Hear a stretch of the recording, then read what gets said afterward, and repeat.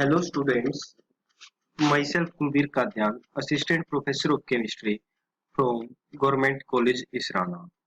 जो हमारी ये वीडियो है इसमें हम एरीन्स एंड एरोमेटिसिटी चैप्टर के बारे में डिस्कस करेंगे कि एरीन और एरीन क्या होते हैं, एरीन्स की केमिकल रिएक्शंस कैसे होती है और एरोमेटिसिटी कि कौन से कंपाउंड्स आपके क्या हैं एरोमेटिक होते हैं। हम कैसे पता लगा सकते हैं कि कोई कंपाउंड एरोमेटिक है या नॉन एरोमेटिक है, इस ये सब हम इस चैप्टर में पढ़ेंगे। तो सबसे पहले हम बेंजीन की बात करेंगे।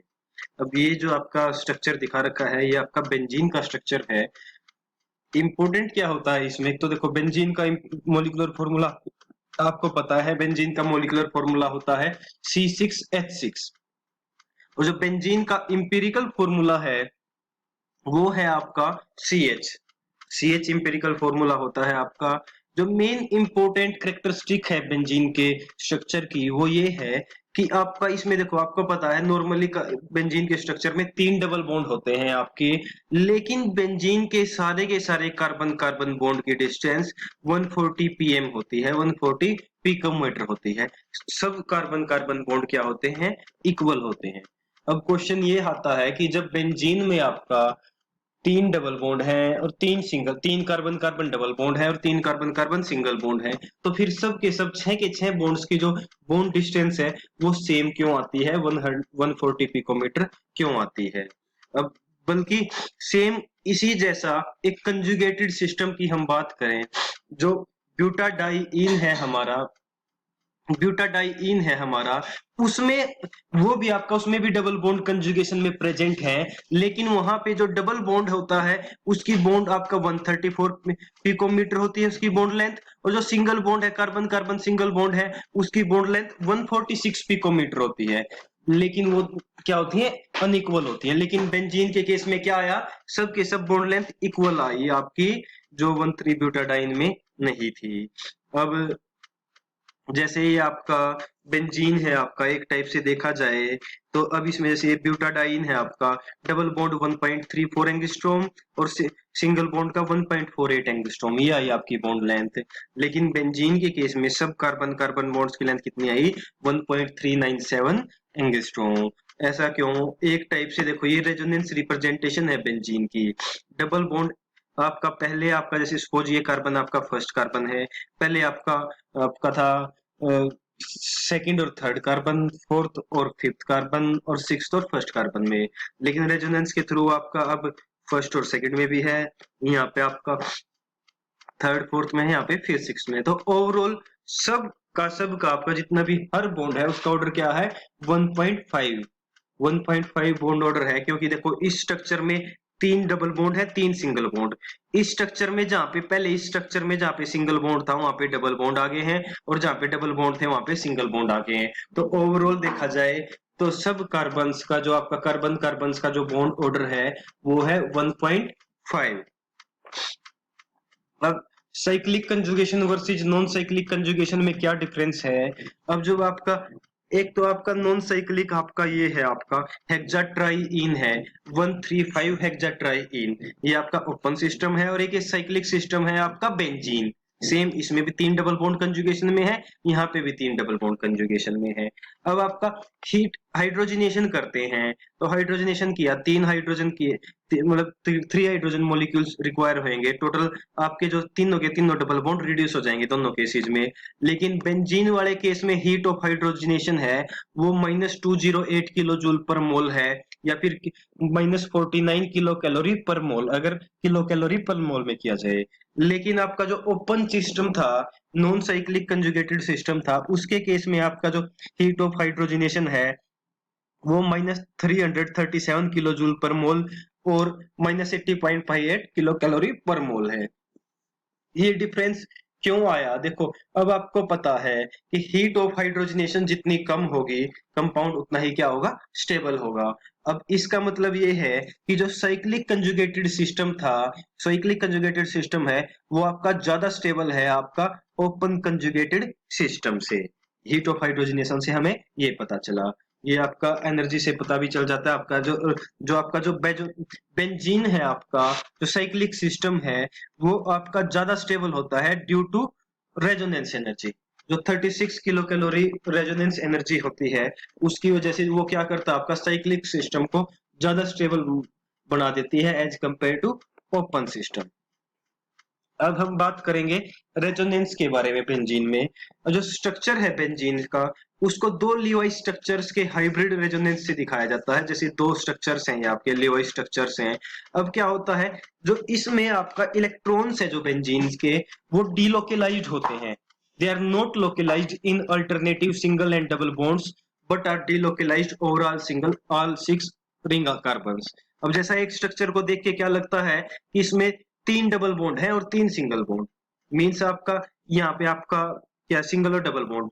ऐसे ही स्ट्रक्चर को देखें तो 3 सिंगल बॉन्ड 3 डबल बॉन्ड। लेकिन जब दोनों स्ट्रक्चर्स को हम साथ में देखें तो ये दोनों एक दूसरे के रेजोनेटिंग स्ट्रक्चर है, जिससे हमें ये पता चल रहा है कि सारे के सारे जो ये आपके जो इलेक्ट्रॉन्स है, जो पाई इलेक्ट्रॉन्स है, वो सिर्फ 3 कार्बन एटम्स पे ही नहीं है, आपका वो सब 6 के 6 कार्बन एटम्स पे डिलोकेलाइज्ड है। वो डिलोकेलाइज्ड है, मूव करते रहते हैं, ऑल 6 कार्बन एटम्स पे वो आपका क्या है, प्रेजेंट है। अब ये तो हो गया आपका रेजोनेंस स्ट्रक्चर बेंजीन का। अब टर्म आती है एरोमेटिसिटी के लिए क्या क्या क्राइटेरिया होना चाहिए कि कब हम, जैसे हमको पता है कि बेंजीन तो एरोमेटिक होता है, हम ये बोल रहे थे बेंजीन एरोमेटिक है इसलिए वो ज्यादा स्टेबल होता है रेजोनेंस के कारण। अब क्राइटेरिया क्या क्या है, हमें पता लगाना कि कोई कंपाउंड एरोमेटिक है या नहीं है, तो उसके लिए क्राइटेरिया क्या क्या है हमारे पास। तो जो फर्स्ट क्राइटेरिया है वो ये कहता है कि जो फर्स्ट रूल है कि एक compound must have uninterrupted cyclic cloud of pi electrons above and below the plane of molecule। कि जो कोई भी एक कंपाउंड है उसमें अनइंटरप्टेड साइक्लिक क्लाउड होना चाहिए पाई इलेक्ट्रॉन्स का, जो above the and below the plane of molecules हो। जैसे अब अनइंटरप्टेड है मींस कंप्लीट डिलोकेलाइजेशन होनी चाहिए, मूवमेंट ऑफ इलेक्ट्रॉन्स कंप्लीट होने चाहिए, सारे के सारे जो आपके कार्बन एटम्स है, सपोज अगर आपका ऑर्गेनिक कंपाउंड है, सारे के सारे क्या होने चाहिए, sp2 हाइब्रिडाइज होने चाहिए। क्योंकि देखो अब आपका अनइंटरप्टेड पाई इलेक्ट्रॉन क्लाउड है आपका above and below. Above and below कब आएगा, जब आपका sp2 अरेंजमेंट है, एक आपका p ऑर्बिटल अनऑक्यूपाइड है, इस टाइप से आपका 3 ही अरेंजमेंट दिखा रखी है। जैसे ये आपका ऑल 6 एटम्स, ऑल 6 आपका ऑर्बिटल्स आर अवेलेबल, ठीक है, डिलोकेलाइजेशन के लिए अवेलेबल है, तो ऊपर भी और नीचे भी प्लेन के दोनों तरफ क्या आपका इलेक्ट्रॉन क्लाउड प्रेजेंट है। फर्स्ट क्राइटेरिया है ये। तो सेकंड है आपका the pi cloud must contain an odd number of pairs of pi electron. कि जो पाई क्लाउड है उसमें odd number of pairs of pi electron होने चाहिए। Odd number of pairs of pi electron का मतलब है एक पेयर इलेक्ट्रॉन क्लाउड, या फिर दो पेयर इलेक्ट्रॉन, या एक pair electron cloud means total 2 electron pi electron, या फिर 3 pair electron cloud means total 6 pi electron, या फिर आपका 5 pair electron cloud means 10 electron. Means आपका उसमें आपका 4n+2 इलेक्ट्रॉन होने चाहिए। इस रूल को हक्कल्स रूल बोला जाता है कि n, अगर कंपाउंड के पास 4n+2, ठीक है, n कोई भी नंबर हो सकता है, n 0 1 2 3 4, ठीक है, आपका 4n+2 पाई इलेक्ट्रॉन्स हैं तो वो कंपाउंड आपका माना जाता है एरोमेटिक। इसको बोला जाता है हक्कल्स रूल आपका। ये आया भी है यहाँ पे Huckel's rule. For a planar, Huckel rule क्या कहता है कि फॉर ए प्लेनर मींस अगर प्लेनर मॉलिक्यूल है cyclic compound to be aromatic it's uninterrupted pi cloud must contain 4n+2 pi electrons where n is any whole number. अगर आपका कोई planar cyclic compound है तो एरोमेटिक वो तब होगा जब उसके अनइंटरप्टेड पाई क्लाउड में आपके 4n+2 पाई इलेक्ट्रॉन होंगे और n यहाँ पे क्या है, होल नंबर है। ये आपका हक्कल्स रूल है।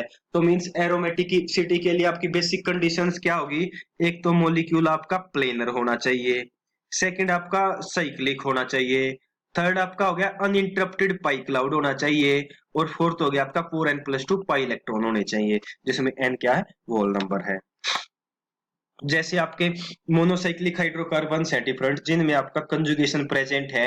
एक आपका मोनोसाइक्लिक हाइड्रोकार्बन होते हैं जिनमें अल्टरनेटिव पोजीशन पे सिंगल और डबल बॉन्ड होते हैं, उनको आप एनुलिन्स बोलते हैं। उनको क्या बोला जाता है, एनुलिन्स। और एनुलिन्स की नंबरिंग उनके अंदर प्रेजेंट पाई इलेक्ट्रॉन्स के कारण होती है। जैसे जो फर्स्ट एग्जांपल है साइक्लोब्यूटाडाइइन, मोनोसाइक्लिक हाइड्रोकार्बन है जिसमें अल्टरनेट आपके सिंगल डबल बॉन्ड है, टोटल आपके 2 पाई बॉन्ड है, मींस 4 आपके पास पाई इलेक्ट्रॉन है, तो इसको बोला जाता है 4 एनुलिन। और जो 4 है वो स्क्वायर ब्रैकेट में शो करेंगे आपका। तो एनुलिन्स पता चल गया, एक नंबर में आ सकता है क्वेश्चन क्या होता है, monocyclic hydrocarbons with alternate single and double bonds. ये आपका 4 एनोलिन हो गया। बेंजीन को आप 6 एनोलिन बोलते हैं क्योंकि 6 पाई इलेक्ट्रॉन्स हैं। ये साइक्लोक्टाटेट्राइन है, साइक्लोक्टाटेट्राइन को 8 एनोलिन बोलते हैं क्योंकि इसमें 8 पाई इलेक्ट्रॉन्स हैं और एक मोनोसाइक्लिक रिंग है ये आपका। अब जो साइक्लोब्यूटाडाइइन है आपका, ये एरोमेटिक नहीं है। क्यों नहीं है एरोमेटिक? क्योंकि even number of pi electron है, या फिर आपका ये देखो 4n+2 आपके पास पाई इलेक्ट्रॉन नहीं है।